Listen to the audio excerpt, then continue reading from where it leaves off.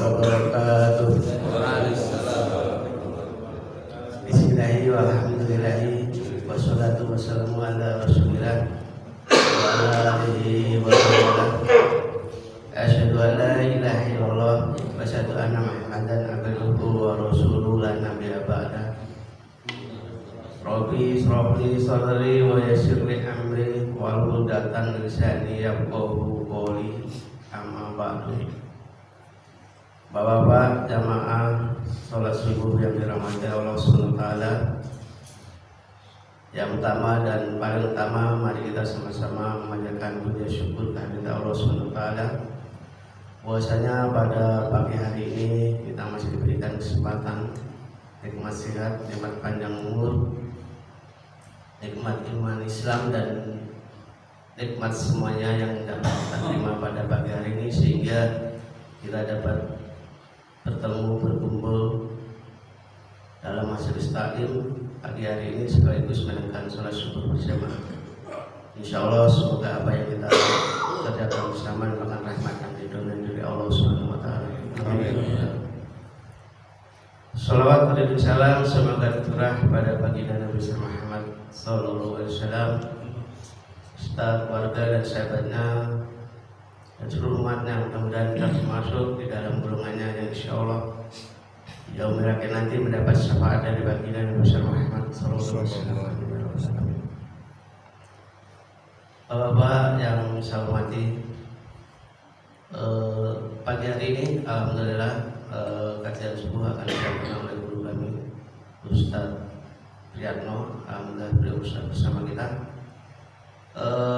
Di akhir sesi nanti ada waktu untuk bertanya. Bapak-bapak bagi jemaah yang akan bertanya mungkin dipersilakan.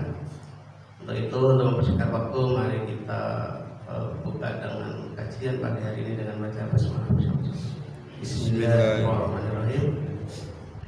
Untuk mempersingkat waktu kepada Ustaz Priyatno, waktu dan tempat kami persilakan.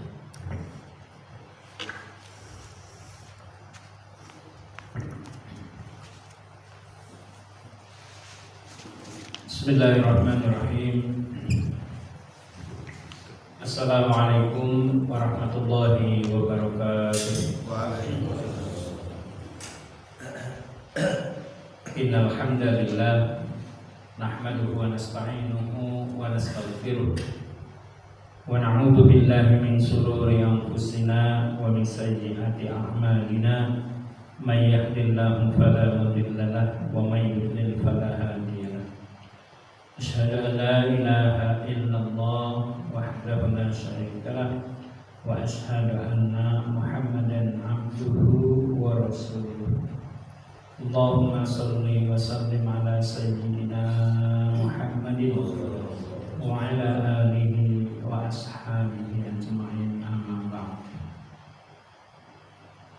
Puji dan syukur mari kita senantiasa panjatkan kehadirat Allah Subhanahu wa taala, karena atas keberlimpahan nikmatnya kita semua bisa hadir dalam agenda kajian rutin setiap ahad pagi. Mudah-mudahan Allah Subhanahu wa taala memberikan kita ilmu yang bermanfaat. Amin ya rabbal alamin. Salawat dan salam tidak lupa kita sampaikan kehadiran baginda kita Habibana wa Nabiyana Muhammad sallallahu alaihi wasallam, juga kepada keluarganya, para sahabatnya, dan juga segenap umatnya. Mudah-mudahan kita telah mendapatkan syafaatul uzma dari baginda Nabi Muhammad sallallahu alaihi wasallam. Amin. Bapak sekalian, kita beberapa pekan terakhir melewati satu momentum penting. Yang pertama adalah Hari Guru, nanti sebagai Hari Guru. Kemudian juga beberapa pekan yang sebelumnya lagi itu ada Hari Ayah. Nah, momentum-momentum itu harus kita jadikan sebagai refleksi bagi kita khususnya kita sebagai kepala rumah tangga, sebagai orang tua yang tentu berkewajiban untuk membawa keluarga kita ini menjadi keluarga yang sukses. Karena orang tua itu ya juga sekaligus sebagai pendidik, ya pendidik pendidikannya bagi anggota keluarga. Nah, oleh karena itu di dalam Al-Quran surat At-Tahrim surat ke-66 ayat 6, ya, ayatnya sudah sering kita dengar, familiar sekali. Allah Subhanahu wa taala berfirman, A'udzu billahi minasyaitonir rajim. Bismillahirrahmanirrahim. Ya ayyuhalladzina amanu qu anfusakum wa ahlikum nar. Wa quduhan nas wal hijaratu 'alaiha malaikatun ghiladun shidadun la ya'sunallaha ma amarahum wa yaf'aluna ma yu'marun. Ya ayyuhalladzina amanu, hai orang-orang yang beriman, qu anfusakum, jagalah oleh kamu sekalian anfusakum, dirimu sendiri, wa ahlikum, dan keluarga kamu sekalian, naron, dari api neraka. Wa quduha, yang bahan bakarnya api neraka itu annas, manusia, wal hijaratu, dan juga batu. Alaiha, atas neraka itu malaikatun, ada malaikat-malaikat penjaga, giladun sidadun, yang tegas lagi, keras. La yaksuna, yang mereka itu tidak bermaksiat, mendurhakai Allah. Ma amarahum, terhadap apa-apa yang diperintahkan kepada mereka. Wa yaf'aluna, dan mereka mengerjakan ma yu'maruna, apa-apa yang diperintahkan kepada mereka. Nah, jadi ayat ini menjadi visi kehidupan kita sebagai manusia. Ya. Jadi visi kehidupan kita sebagai manusia itu adalah surga, terbebasnya kita dari api neraka dan masuk surga, kan begitu. Nah, jadi cita-cita tertinggi kita, ya, yang paling tinggi kita itu adalah terbebasnya kita dari api neraka dan akhirnya kita masuk surga. Nah, maka keluarga yang sukses, seorang yang sukses adalah orang yang mengantarkan dirinya dan juga keluarganya dari api neraka. Karena neraka itu di sini dijelaskan bahan bakarnya itu manusia dan batu. Nah, jadi manusia-manusia yang durhaka, manusia-manusia yang banyak maksiat, gitu kan, itu akan menjadi bahan bakar, ya, neraka. Kalau di dunia kita mau membakar, bahan bakarnya kan biasanya kayu, ya kan, atau batu bara, misalnya. Nah, jadi di sana juga sama, tapi ditambah dengan manusia. Manusia yang durhaka, yang ingkar kepada Allah Subhanahu wa taala. Dan ketika di sana itu kondisinya apa? Di sana ada penjaga malaikat, alaiha malaikatun ghiladun shidadun. Jadi malaikatnya itu tegas, keras, ya kan? Enggak ada kompromi, ya kan? Enggak ada kompromi. Kalau di dunia, ya, banyak yang kemudian bisa mengelabuinya. Ya, selama ini kita memaklumi, misalnya contoh, ya, setiap hari kita beli bensin nggak pernah utang.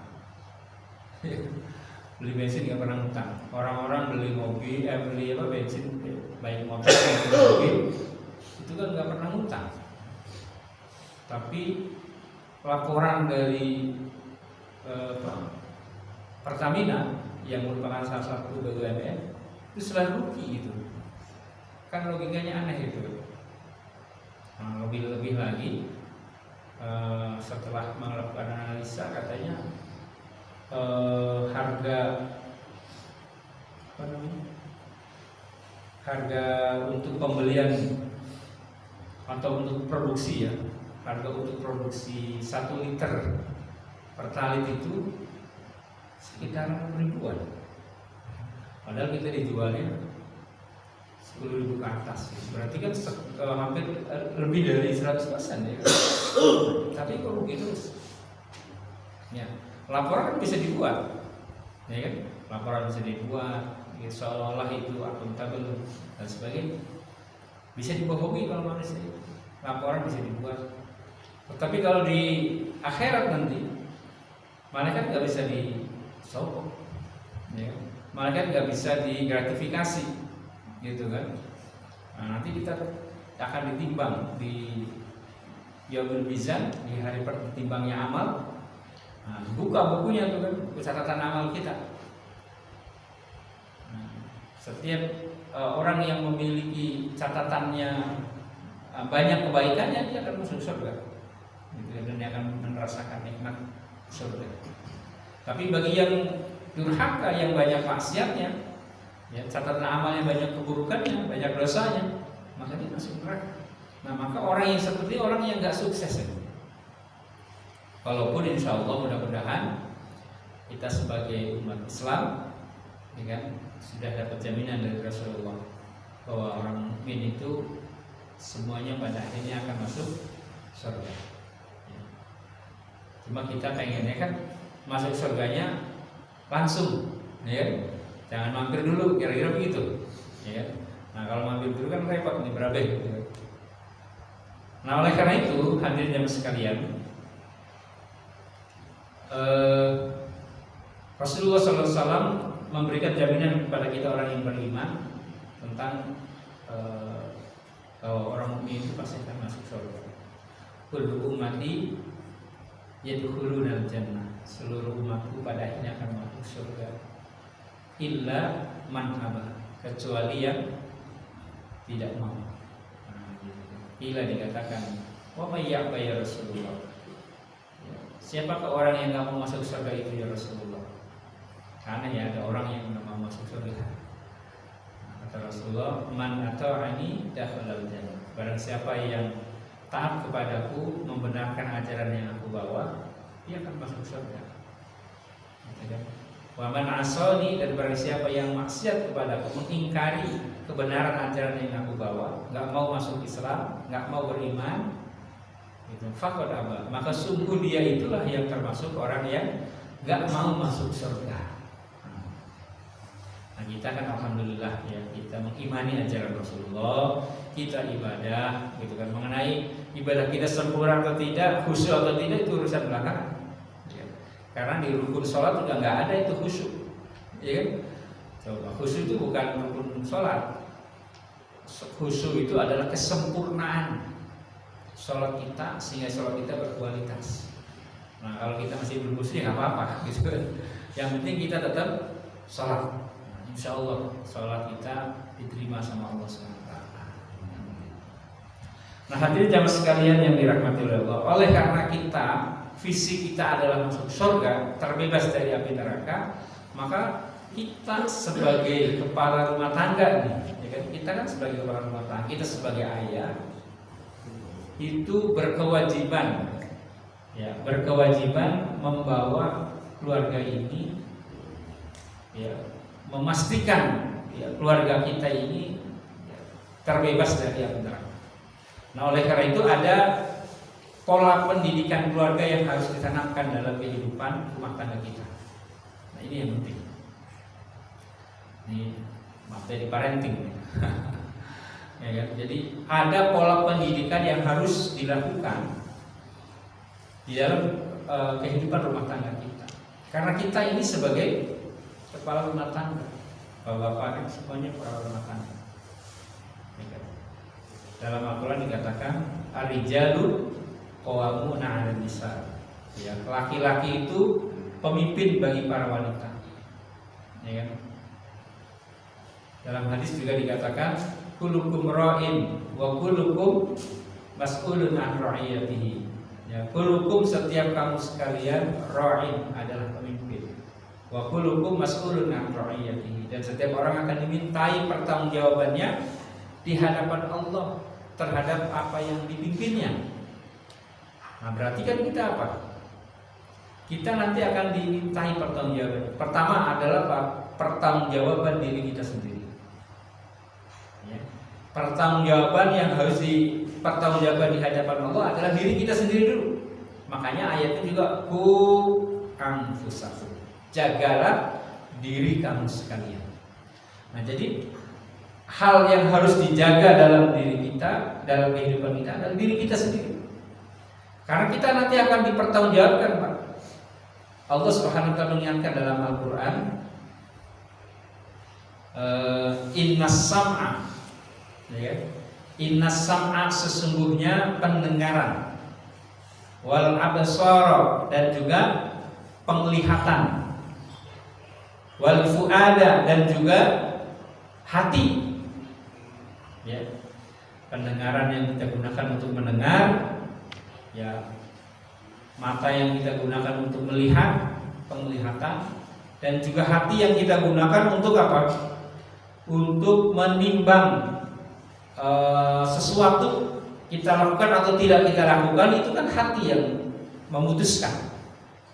Maka tiga hal ini yang akan dipertanggungjawabkan. Kullu dzalika kana anhu mas'ula. Semua itu tiga hal tadi, pendengaran, penglihatan, dan juga hati kita yang kita gunakan untuk menimbang, memutuskan perkara dilakukan atau tidak dilakukan oleh diri kita, ya, kullu dzalika kana anhu mas'ula. Semua itu akan dimintai pertanggungjawabannya di hadapan Allah.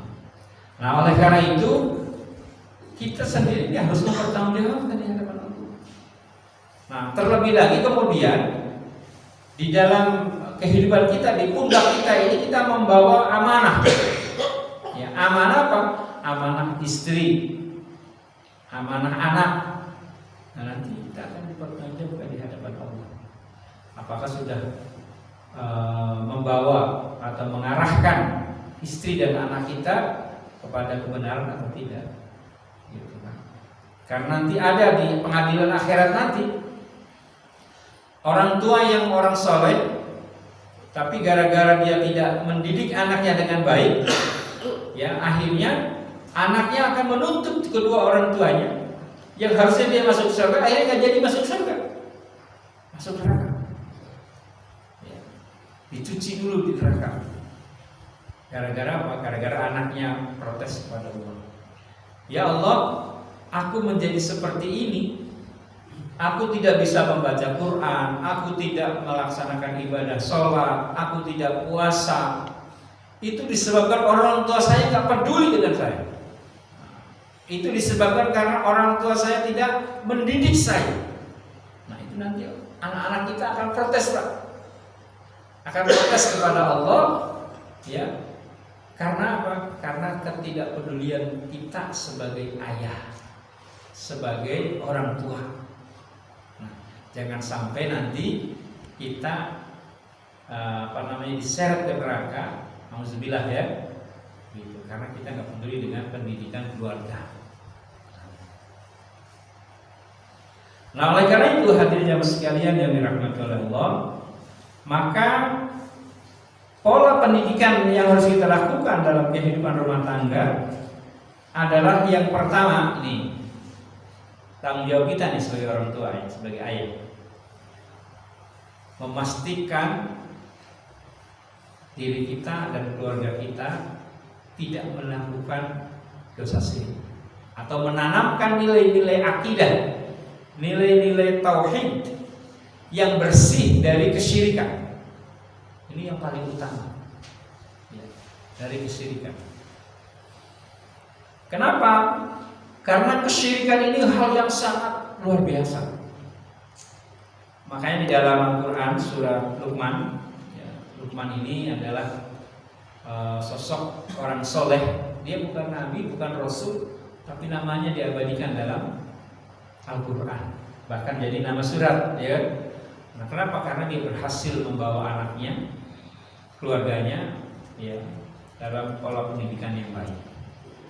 Nah, di dalam Al-Quran dikatakan surat Luqman ayat 13, ya, bagaimana Luqman memberikan pendidikan kepada anaknya untuk tidak melakukan dosa syirik, terbebas, ya, menanamkan nilai-nilai tauhid, nilai-nilai akidah, sehingga dirinya dalam kehidupannya terbebas dari kesyirikan. Allah berfirman, wa idz qala, dan tatkala berkata Luqman libnihi kepada anaknya, wa huwa ya'iduhu, dan dia adalah memberikan mau'izah, memberikan pelajaran, ya bunayya, wahai anakku, la tusyrik billah, janganlah kamu sekalian menyekutukan Allah. Inna syirka, karena sesungguhnya dosa syirik itu, kesyirikan itu, la zulmun adzim. Ya, lamnya lam taukid, menunjukkan satu kepastian. La zulmun adzim artinya benar-benar kezaliman yang dahsyat, yang besar. Jadi dosa syirik itu, kesyirikan itu adalah betul-betul dosa besar yang harus kita hindari. Ya. Nah, yang harus kita pahami bahwa sekalian, syirik itu terbagi menjadi dua. Ada yang disebut dengan syirkul asghar, syirik kecil, dan yang kedua syirkul akbar, syirik besar. Kalau syirik kecil itu contohnya adalah riya. Jadi kalau orang melakukan kebaikan apapun, tapi niatnya bukan karena Allah, ya, bukan lillah, ya. Haji aja harus lillah, ya kan? Walillahi 'alan nasi hijjul baiti, gitu kan? Walillahi, dan karena Allah, 'alan nasi, kewajiban atas manusia, hijjul baiti, untuk melaksanakan ibadah haji. Jadi semua perbuatan kita itu harus karena Allah, karena Allah akan menilai sesuai dengan apa yang diniatkannya. Innamal a'malu binniyat wa innama likulli imri'in ma nawa. Maka harus niatnya ikhlas karena Allah. Maka orang yang ibadahnya atau perbuatan baiknya bukan karena Allah, tidak ikhlas karena Allah, maka itu disebut dengan riya. Dan riya itu termasuk dosa syirik kecil. Nah, kalau syirik besar, syirkul akbar, itu contohnya orang yang menyembah kepada selain Allah. Ya. Zaman sekarang ada nggak yang menyembah patung? Masih ada nggak? Masih. Ya, saudara-saudara kita yang, mohon maaf ya, beragama Hindu, Buddha, ya kan, masih menyembah patung, ya kan? Menyembah patung, waduh, apa, jahiliyah abad modern. Ya. Tapi juga mohon maaf, saya harus sampaikan, ada seorang tokoh yang dalam kehidupannya itu menyembah kepada selain Allah, wallahu alam. Apakah itu bentuk penyembahan atau bukan? Ini ada tokoh pemimpin kita, ya kan, yang dalam acara-acara tertentu, ya kan, dia pakai pakaian serba putih, terus tutup kepalanya juga putih, ya, kemudian iring-iringan kayak zaman kerajaan itu, dia menyembah begini. Ini enggak pernah dengar, pernah lihat nggak? Nah, seperti ini ya. Itu kan bentuk penyembahan. Menurut hemat saya bentuk penyembahan.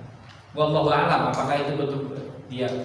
Tapi yang jelas itu indikasinya seperti itu.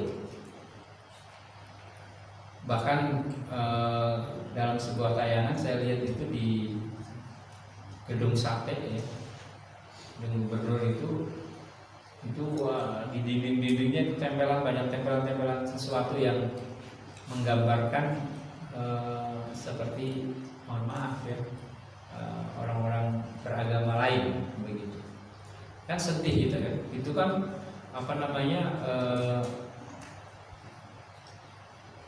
tempat yang digunakan sebagai lembaga ya, sebagai simbol seorang pemimpin bisa. Nah kalau misalnya betul itu yang dia lakukan, misalnya apakah itu katanya untuk penghormatan atau penyembahan kepada Nyi Roro Kidul misalnya, wah itu betul-betul syirik besar ya, menyembah pada selain Allah ya, atau isti'anah li ghairillah, menyembah meminta pertolongan kepada selain Allah saja itu syirik besar. Sekarang ada nggak yang melakukan? Banyak Pak. Ada orang profesinya pedagang, ya, insya Allah kalau yang mukmin sih tidak ya melakukan. Itu kan dagangnya kok sepi aja gitu kan. Akhirnya apa disarankan, kamu kalau pengen laris datang ke sono. Gitu. Akhirnya apa? Ya datang ke Gunung Benaran kalau di Rumpin. Di sana ada tempat katanya gitu, saya juga belum tahu. Ya. Yang suka digunakan oleh orang untuk mencari penglaris ya, pesugihan, sehingga dagangannya laris gitu. Ini memang dagangannya laris gitu karena dibantu oleh jin kan gitu. Atau kalau di Jawa tuh ada Gunung Ngawi gitu ya. Nah, di Gunung Ngawi itu tempat orang minta untuk pesugihan. Gunung Kawi ya, bukan Gunung Ngawi. Nah, itu nama daerah ya. Gunung Kawi ya betul. Nah begitu katanya. Nah, gitu. Ada juga orang yang mencari nafkahnya dengan cara tidak baik, ya kan? Kalau malam istrinya jaga lilin, ya jaga lilin. Nah, bapaknya keluyuran kemana-mana kan gitu. Kalau lilinnya udah mulai gerak-gerak, wah dijagain gitu. Nah begitu. Nah itu bentuk-bentuk meminta sesuatu pertolongan kepada selain Allah, minta rezeki kepada selain Allah, caranya begitu. Nah itu adalah dosa syirik besar. Atau berkorban kepada selain Allah, itu syirik besar ya, berkorban kepada selain Allah. Contohnya apa? Melarung ya kan? Melarung kepala kerbau atau kepala sapi misalnya di laut ya, sebagai bentuk persembahan ya untuk penguasa laut. Kalau di selatan adalah pantai selatan itu Nyi Roro Kidul gitu kan. Kalau pantai utara gitu. Nah itu kalau misalnya dia lakukan itu adalah bentuk bentuk kesyirikan besar. Nah itu contohnya. Nah sekarang apa yang membedakan antara syirik kecil dengan syirik besar? Nah yang membedakan yang pertama, kalau syirik kecil itu akan menghapus pahala, membatalkan pahala amal dari yang dia lakukan yang terkait dengan syiriknya saja. Contoh misalnya seseorang sedekah. Nah, tapi sedekahnya itu karena ada unsur riya, unsur ingin dipuji, ingin mendapatkan apresiasi dari manusia, supaya ingin dikatakan dermawan dan sebagainya. Maka amal sedekah yang dia lakukan itu batal, tidak mendapatkan pahala dari Allah. Tapi kalau yang lainnya, yang tidak ada unsur riyanya, dia diterima sama Allah. Jadi yang batal itu hanya amal perbuatan yang terkait dengan riyanya saja, yang lainnya tidak. Kan bisa jadi kita ada sholat yang tidak riya, ada sedekah yang kita tidak riya, nah itu yang diterima. Tapi yang ada unsur riyanya itu yang batal, itu yang nggak diterima, nggak ada pahala. Tapi kalau syirik besar, ya dosa syirik besar itu membatalkan seluruh amal perbuatan. Jadi kalau seorang dari kecil sampai dewasa ibadah kebaikan gitu ya, tiba-tiba dia melakukan dosa syirik besar tadi, apakah menyembah selain Allah, meminta pertolongan kepada selain Allah, gitu kan? atau misalnya berkorban kepada selain Allah, maka seluruh amal perbuatan dari kecil sampai dia melakukan syirik itu semuanya batal semua, hangus semua. Ya, makanya disebutnya juga la dzulmun adzim, ya kan, benar-benar ya kezaliman yang besar, dosa yang sangat besar. Kenapa? Karena akan membatalkan seluruh amal kebajikan kita. Kan luar biasa dahsyat ya. Berarti nanti ketika kita nanti nauzubillah, bukan kita ya, ketika ada seseorang gitu kan melakukan perbuatan dosa syirik besar itu, ketika nanti ditimbang di hari akhirat, itu nggak ada amal kebajikannya, zong, gitu kan.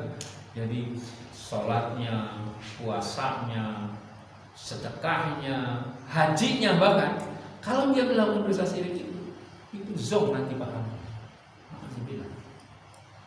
Itu dosa syirik besar. Yang membedakan itu. Yang kedua, yang membedakan antara syirik kecil dan syirik besar adalah kalau syirik kecil, ya, dosanya akan terhapus dengan amal kebaikan yang kita lakukan, walaupun kita nggak minta ampun, walaupun kita misalnya tidak secara khusus, ya Allah kemarin saya melakukan dosa syirik ria ya Allah, walaupun tidak minta oleh itu ampuni ya Allah, tidak meminta begitu, minta mohon ampun terhadap perbuatannya itu, maka dosanya itu terhapus dengan sendirinya dengan amal kebaikan yang kita lakukan. Ya, dengan amal kebaikan yang kita lakukan. Ya, karena dalam Al-Quran dikatakan, ini sering juga saya sampaikan, innal hasanati yudhibnas sayyi'at. Sesungguhnya kebaikan-kebaikan itu yudhibna akan menghapus, menghilangkan as-sayyi'at, kesalahan-kesalahan dosa. Atau dalam hadisnya dikatakan, ittaqillaha haitsuma kunta wa atbi'is sayyi'atal hasanata tamhuha. Wa atbi'i, dan iringilah as-sayyi'ata perbuatan dosa, perbuatan buruk, al-hasanata dengan kebaikan, tampuha, maka kebaikan itu akan menghapusnya. Nah, jadi dosa syirik kecil itu akan terhapus dengan kebaikan yang kita lakukan, walaupun kita tidak secara khusus minta ampun terhadap dosa syirik itu. Tapi kalau dosa syirik besar nggak bisa dihapus dengan amal kebaikan kita, kecuali dia bertaubat kepada Allah Subhanahu wa taala. Kalau dia bertaubat kepada Allah sebelum nafas berada di tenggorokan, ya kan, sudah sakaratul maut, dia baru taubat, nah itu yang nggak diterima. Tapi selama masih ada nyawa di kandung badan, ya belum sakaratul maut, kemudian dia menyadari, dia pernah melakukan dosa syirik besar, kemudian dia bertaubat, insya Allah mudah-mudahan Allah mengampuni taubatnya, gitu kan.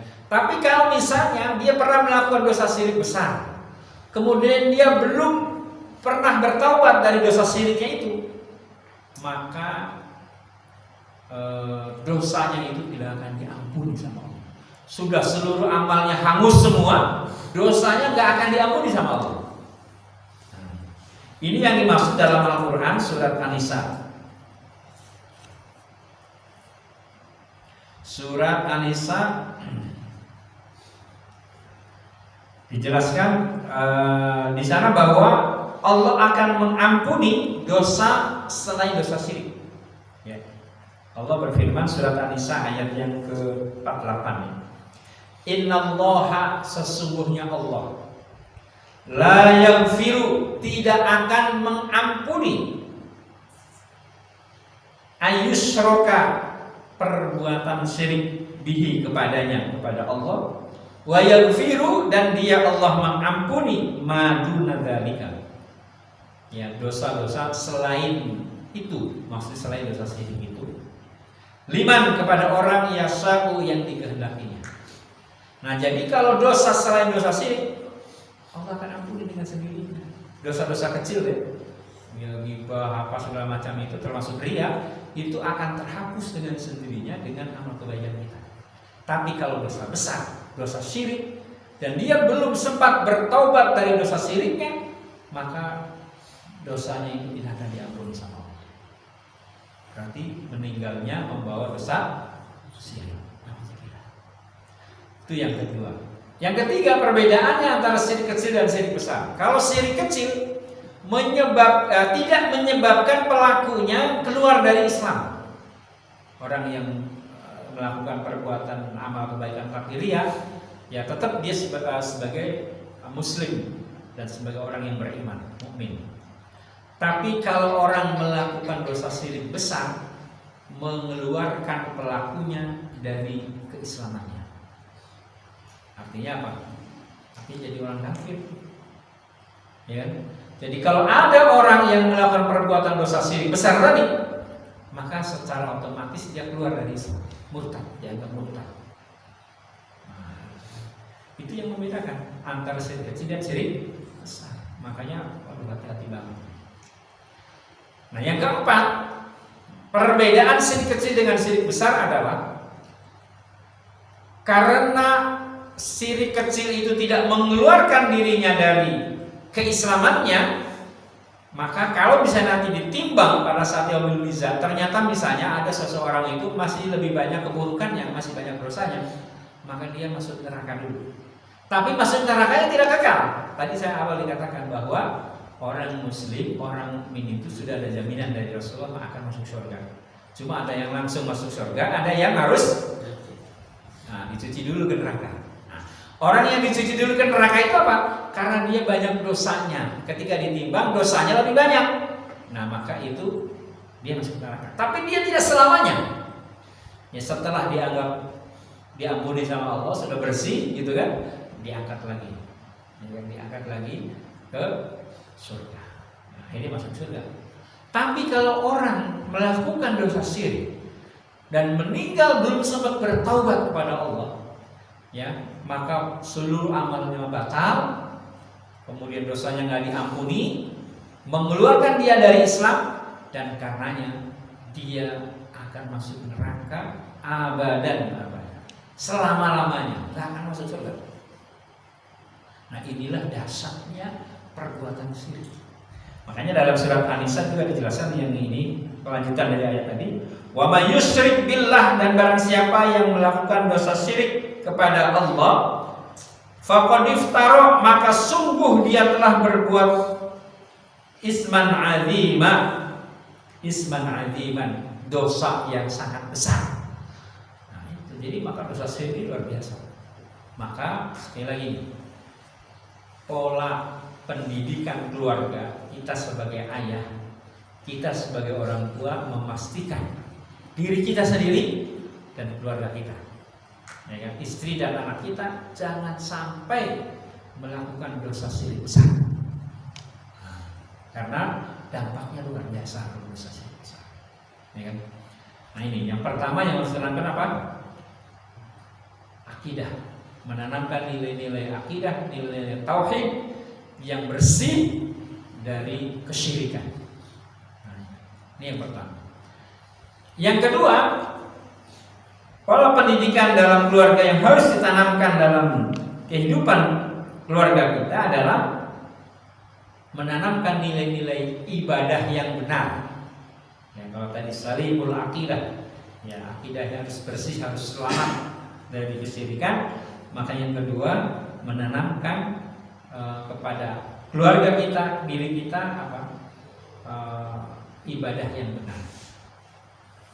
Nah, kembali kepada kisah Luqman. Dalam surat Luqman itu dijelaskan setelah Luqman memberikan nasihat kepada anaknya untuk tidak boleh melakukan perbuatan syirik, karena itu adalah zulmun azim, kezaliman yang besar. Nah, yang kedua di sini dikatakan dalam surat Luqman ayat 17, Allah mengingatkan kita melalui kisah Luqman ini. Ya, Luqman memberikan nasihat lagi kepada anaknya. Ya bunayya, wahai anakku, aqimis sholata, tegakkanlah sholat. Tegakkanlah sholat. Wa'mur bil ma'rufi, dan kerjakanlah, ya, dan serulah untuk melakukan berbuat baik, melakukan perbuatan baik, ma'ruf, wanha 'anil munkar, dan cegahlah dari perbuatan kemungkaran.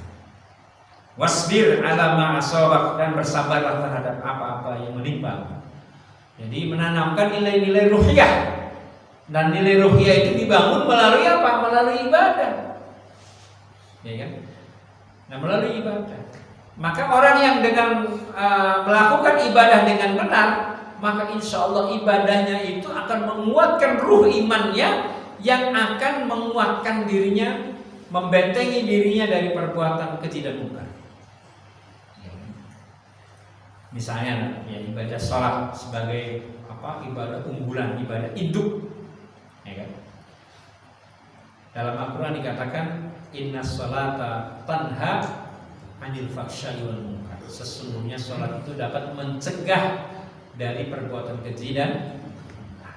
Berarti orang yang kalau sholatnya benar, insya Allah ya, dia akan punya sense, punya apa namanya, punya rem untuk apa? Tidak melakukan perbuatan yang buruk. Tapi kalau orang sholatnya sudah nggak benar, ini ibadah induknya itu adalah sholat, di samping ibadah-ibadah yang lain. Dalam Al-Quran dikatakan nanti ada satu generasi setelah kita, fakhalafa min ba'dihim, ya, akan datang generasi setelah kita, ya, yang apa? Ada'us shalah, yang orang generasi itu menyia-nyiakan sholat. Misalkan banyak anak-anak kita yang apa namanya, menyengaja meninggalkan sholat gara-gara hal sepele. Bahkan ada orang yang, mohon maaf ya, anak putri walaupun dia kemana-mana pakai jilbab, tapi nggak sholat, atau melakukan perbuatan maksiat, gitu ya, yang luar biasa. Jadi seolah jilbabnya itu hanya untuk menutupi perbuatan, menjadi alibi bahwa ini orang pakai kerudung nih, kayaknya orang baik, orang soleh, gitu. Tapi perbuatannya bukan. Kenapa? Itu berarti ibadahnya masih belum benar, sholatnya masih belum benar. Karena kalau sholatnya sudah benar, harusnya sholatnya itu bisa mencegah dirinya dari perbuatan maksiat, apalagi dosa-dosa besar, ya kan? Berzina dan sebagainya itu ya, itu kan dosa besar. Nah, oleh karena itu ibu bapak sekalian, kita harus memastikan nih, anak-anak kita itu wudunya benar. Maka kita, kewajiban kita sebagai orang tua, nah, sewaktu-waktu kita perhatikan wudunya anak kita, benar nggak ini wudunya, gitu. Apalagi kalau anaknya masih kecil ya, kan masih gampang diarahkan. Atau sholatnya, kita perhatikan sholatnya benar apa enggak, gitu. Nah, itu, atau misalnya sewaktu-waktu, nah coba sini kumpul semua, ya kan, coba kamu baca bacaan sholatnya, dicek Pak, bener nggak dia? Jangan-jangan dia hanya gerakan-gerakannya doang, bacaannya dia nggak bisa, ya kan? Kita sebagai orang tua nanti dimintai pertanggungjawabannya, masalah kita ini akan dimintai pertanggungjawaban di hadapan Allah. Bener nggak kita sudah pernah memastikan anak kita itu melakukan ibadah dengan benar? Anak kita tayamumnya bisa apa enggak? Termasuk diri kita nih, tayamumnya udah bisa apa enggak? Bener nggak? Gitu. Kenapa? Suatu saat kita itu akan berada pada satu kondisi di mana kita tidak bisa menggunakan air untuk wudhu kita, untuk bersuci kita. Mungkin di suatu saat kita sakit sehingga tidak bisa menggunakan air untuk wudhu, maka kan sholatnya masih tetap wajib. Maka kita harus tayamum. Nah, kita tayamum sudah bisa atau belum? Nah, itu pasti anak-anak kita sudah bisa belum wudhunya, tayamumnya, ya kan? Suatu saat kita semua akan pernah melakukan, misalnya dalam perjalanan tiba-tiba kemudian macet di tol misalnya kan, karena kecelakaan kah atau karena segala macam lah, atau misalnya ada perbaikan jalan sehingga macet di tol. Itu kalau udah macet panjang kan begitu, sementara waktu sholat sudah tiba, air hanya untuk bisa minum saja, nggak cukup kalau untuk wudhu misalnya. Nah, berarti kan kita harus sholat tetap, berarti kita harus tayamum, kan nggak ada air, nggak bisa menggunakan air, maka kita harus bisa tayamum. Suatu saat kita akan diberikan kesempatan Allah untuk umroh atau haji. Amin. Ya. Nah, pada kondisi tertentu, ketika kita naik pesawat, ya kan, nah, waktu naik pesawat kita melewati waktu sholat. Kalau kita sholatnya di sana nggak akan kekejar, berarti kan kita harus apa? Sholat di atas pesawat. Atau suatu saat kita pulang kampung, ya kan? Pulang kampung, jadwal berangkatnya itu misalnya sudah mepet waktu mau masuk sholat. Nah, ketika nanti sampai di tempat tujuan, waktu sholatnya udah lewat tuh. Berarti kita harus sholat di atas kendaraan, apakah di atas mobil atau di kereta, kan gitu. Ya, atau naik pesawat, di atas pesawat. Nah, berarti kita harus memahami bagaimana kita wudhu dengan atau bersuci dengan tidak menggunakan air. Sholat di atas kendaraan itu bagaimana? Nah, itu memastikan ibadah anak-anak kita itu dapat dengan baik dan benar. Termasuk kitanya juga. Nah, karena ada saat-saat kondisi kita akan terjadi seperti itu. Nah, maka sekali lagi dalam kehidupan keluarga pastikan ibadahnya dengan benar. Ya, termasuk juga membangun suasana keberagaman dalam kehidupan rumah tangga. Ya kan, rumahnya sering dibaca Quran, ya banyak sholat sunnahnya, sholat duhanya, qiyamul lailnya, ya kan, tilawah Al-Qur'annya, yang membuat rumah kita jadi rumah yang penuh rahmat dan berkah dari Allah. Karena kalau orang rumah tangga yang rumahnya itu jarang dilakukan untuk ibadah, zikir, gitu kan, baca Quran, itu rumah itu jauh dari rahmat Allah. Malaikat rahmat nggak mau masuk ke rumah itu. Itu kalau rumahnya jarang dibaca Quran. Ya kan? Makanya salah satu kebiasaan Ibnu Taimiyah, ya, salah satu kebiasaan Ibnu Taimiyah itu kalau habis sholat subuh sambil menunggu waktu syuruk, kalau tidak ada kajian seperti ini, yang beliau lakukan apa? Zikirnya dengan zikir Quran. Apa yang dia baca? Surat Al-Fatihah. Dia baca surat Al-Fatihah saja. Niat untuk zikir sekaligus niat membaca Quran. Karena surat Al-Fatihah itu surat Al-Fatihah itu kan ayat Al-Quran. Nah, jadi ini dibaca di zikir. Dan saya sekarang sedang sedang mendawamkan, ya, mendawamkan baca Quran. Udah semampunya.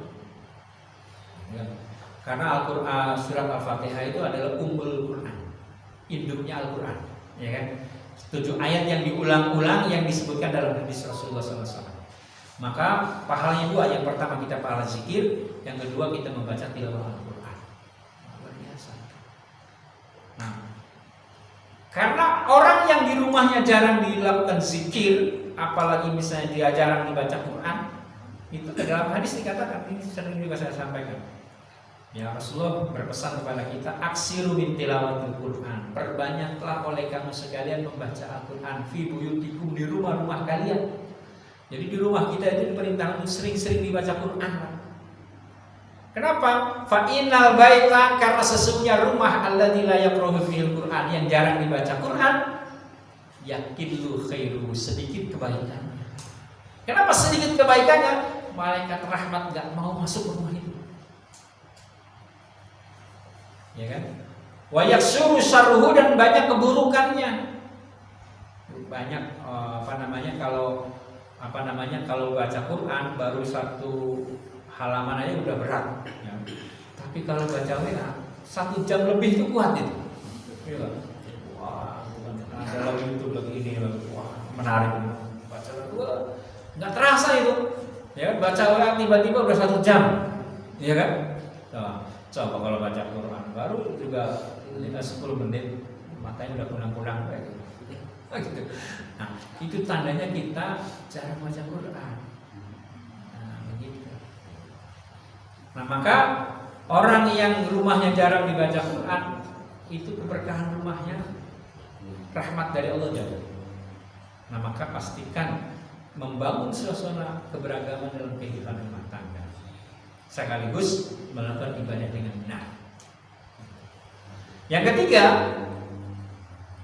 Pola pendidikan dalam rumah tangga yang harus dilakukan apa?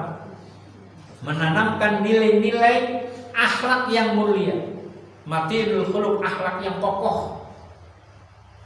Ya, akhlak. Ya, karena apa? Akhlak itu sangat penting. Dan akhlak itu ada hubungannya dengan iman. Orang yang imannya baik, akhlaknya pasti baik. Tapi belum tentu orang yang kelihatan akhlaknya baik, imannya baik. Karena ada orang mengatakan begini, gak apa-apa, gak sholat juga, yang penting gak nipu orang, yang penting murah hati, dermawan, yang penting kita berbuat baik. Gak apa-apa, gak sholat juga. Gak ada orang yang begitu tuh, ya kan? Seolah-olah bahwa dengan berbuat baik, dengan dia melakukan hal-hal yang positif dalam pandangan manusia secara umum itu sudah cukup. Padahal tidak, ada kewajiban ibadah, ada kewajiban sholat. Mohon maaf nih orang-orang yang kejawen, ya kan? Percuma saja dia sholat tapi suka nipu kalau dagang misalnya kan gitu. Ya itu yang salah bukan sholatnya. Nah, yang salah bukan sholatnya. Bisa jadi dia dalam melaksanakan sholatnya masih belum benar. Tadi itu wudunya mungkin belum benar, bacaannya ada sholatnya yang rukunnya ditinggalkan sehingga sholatnya nggak sah. Ketika sholatnya tidak sah, maka wajar kalau sholatnya itu, ibadahnya itu tidak berdampak positif bagi kehidupan. Jadi kalau ada orang yang rajin ibadah tapi perbuatannya masih kurang baik, berarti ibadahnya masih belum benar. Kenapa? Karena jaminan dari Rasulullah dalam sebuah hadis dikatakan, akmalul mu'minina, sempurnanya orang yang beriman, imanan dalam keimanannya, ahsanuhum khuluqan, orang yang paling baik akhlaknya. Nah, jadi akhlak itu, karena akhlak itu adalah akhlak Islam itu harus bersumber pada dalil-dalil syariat agama. Jadi kalau orang melakukan kebaikan, orang nyumbang, itu kebaikan yang bersifat universal. Artinya apa? Semua agama juga mengajarkan itu kan? Agama Hindu, agama Buddha, Nasrani mengajarkan itu kebaikan, menolong orang, ya kan? Membantu orang, tidak berkata santun, itu kebaikan yang bersifat universal. Tapi akhlak kita itu bukan hanya itu, akhlak kepada Allah dengan apa? Dengan ibadah. Maka orang yang tidak melaksanakan ibadah berarti dia tidak berakhlak dengan akhlak yang baik kepada Allah. Makanya akhlak itu harus bersumber kepada sumber ajaran agama, yaitu Quran dan Sunnah. Nah, jadi tidak cukup dengan baik saja secara manusiawi, secara umum. Tidak cukup dengan dia tidak menipu orang, tidak merugikan orang, tidak cukup. Tapi tetap harus apa? Harus ibadah. Karena akhlak itu harus akhlak kita kepada Allah, akhlak kepada Rasul, akhlak kepada sesama manusia. Akhlak kepada Allah dengan melakukan ibadah dengan baik, tidak mensekutukannya, kan begitu. Akhlak kepada Rasul menjadikan Rasulullah sebagai teladan hidupnya.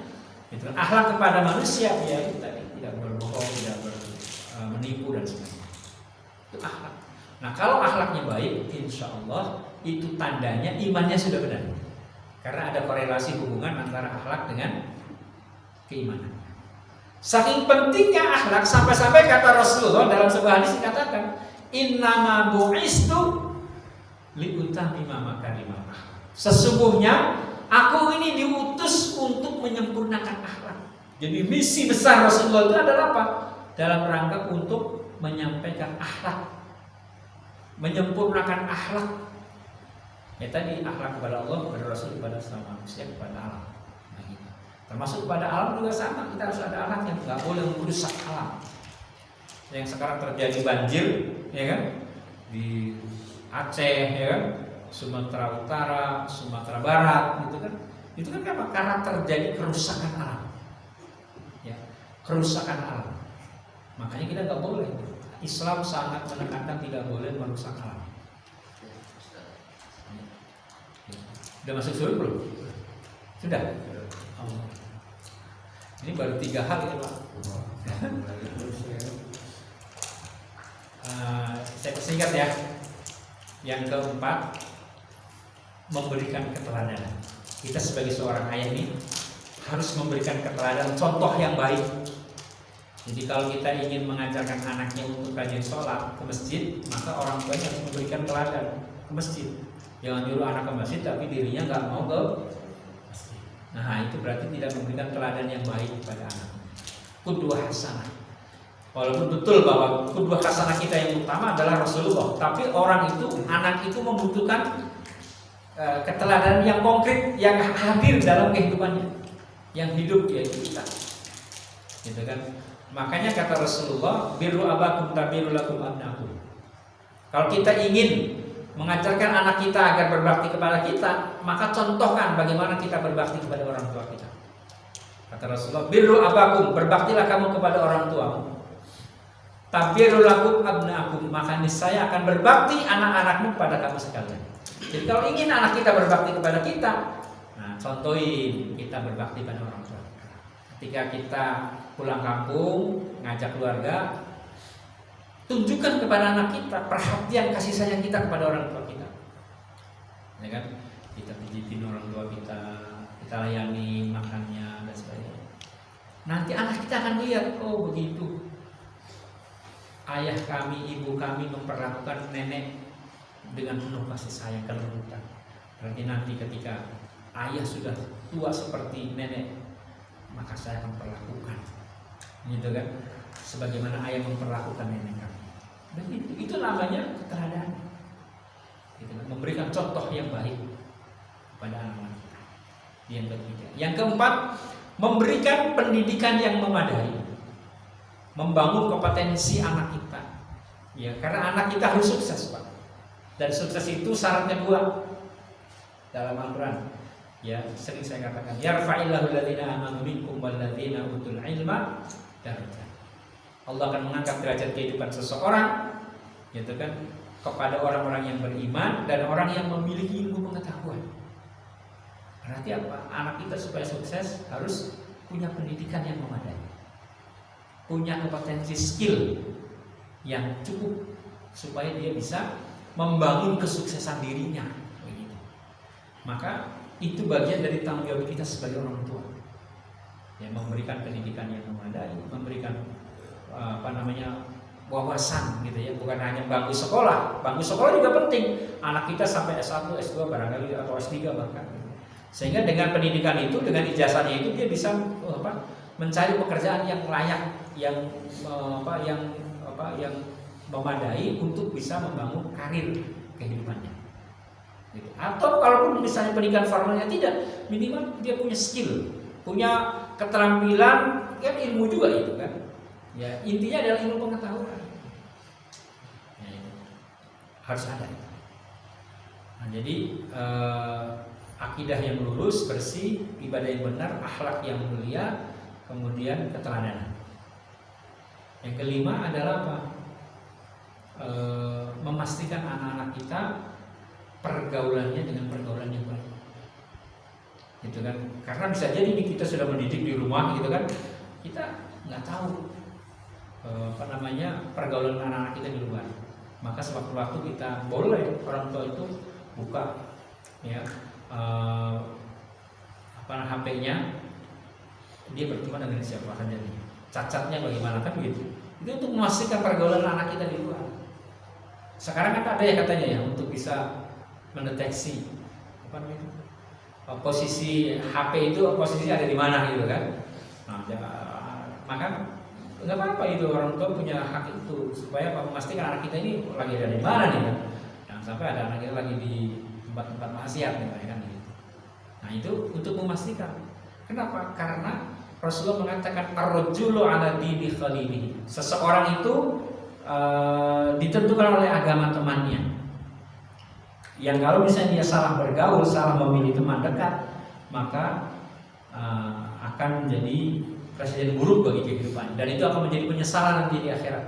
Dalam surat Furqan ayat yang ke-28-29 dikatakan, ya wailata laitani lam attakhid fulanan khalila. Celakaanlah aku sekiranya aku dulu mengambil si fulan jadi khalil. Khalil itu apa? Teman dekat banget.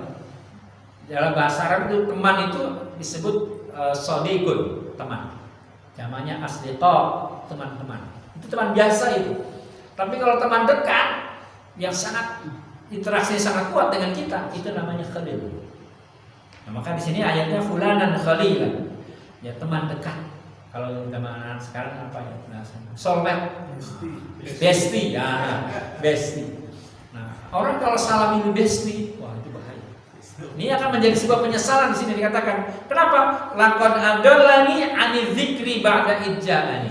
Sungguh dia telah menyesatkan aku dari mengingat Allah, dari berzikir kepada Allah, dari nilai-nilai kebenaran. Idja'ani setelah datang nilai kebenaran itu kepadanya. Makanya apa? Teman itu punya pengaruh besar. Punya pengaruh besar. Ini yang keberapa tuh? Yang kesekian. Yang terakhir adalah tanamkan dalam pola pendidikan keluarga untuk apa? Membangun aset.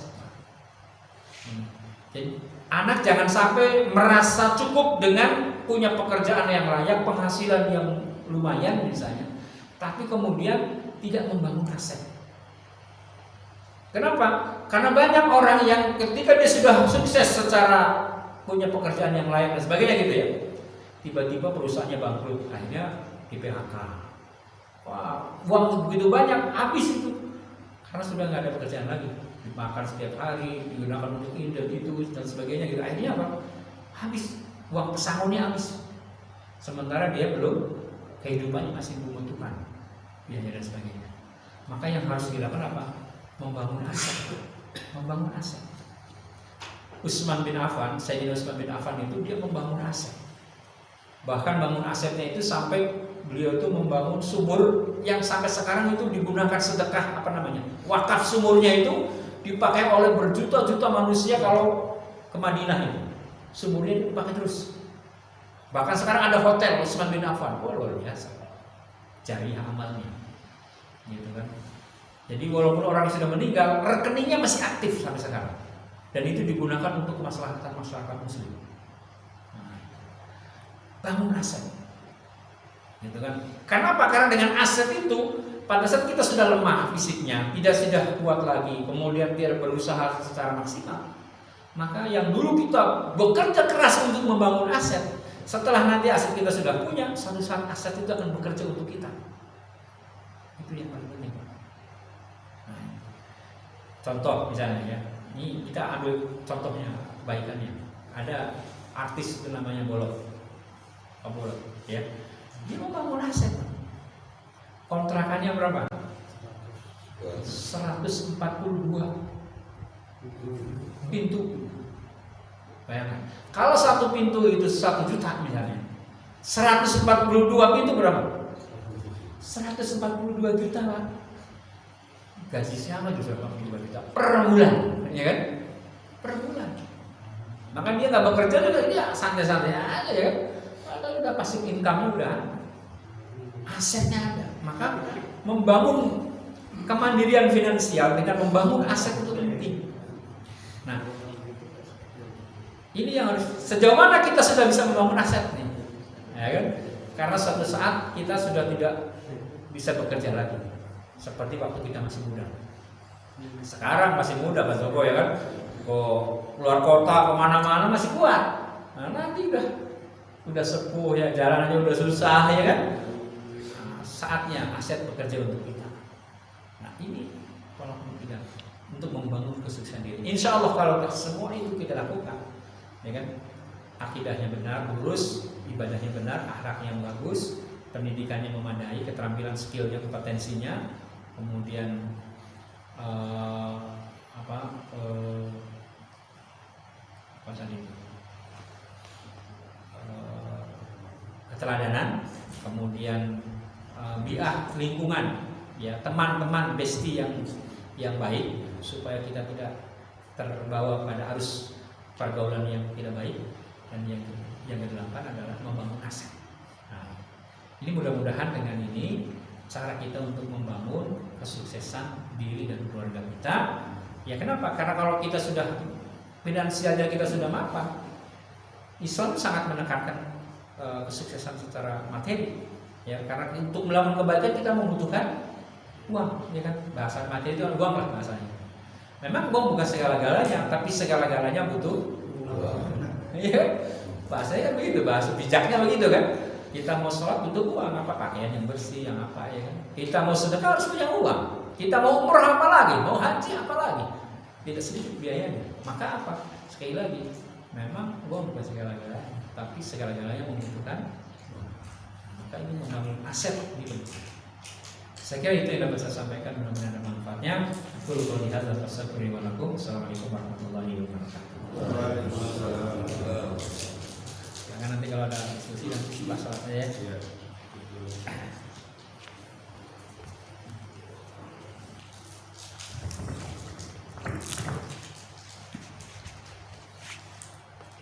Baik, alhamdulillah.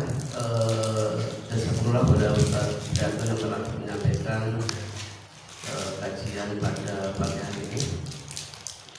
Mudah-mudahan kita sama-sama yang hadir pada kesempatan ini diberikan Allah SWT kemudahan dalam menjaga diri kita dan keluarganya jauh dari api neraka dan kita termasuk ahli-ahli surganya Allah SWT. Karena waktu sudah masuk ya, kita laksanakan sholat subuh dan tadi bapak-bapak yang nanti akan bertanya bisa ya silakan untuk bertanya. Kita tutup kajian pada pagi hari dengan bacaan bersama-sama. Alhamdulillahirabbil alamin. Subhanaka Allahumma wa bihamdika asyhadu an la ilaha illa anta astaghfiruka wa atubu ilaik. Terima kasih. Assalamualaikum warahmatullahi wabarakatuh. Assalamualaikum warahmatullahi wabarakatuh. Waalaikumsalam warahmatullahi wabarakatuh.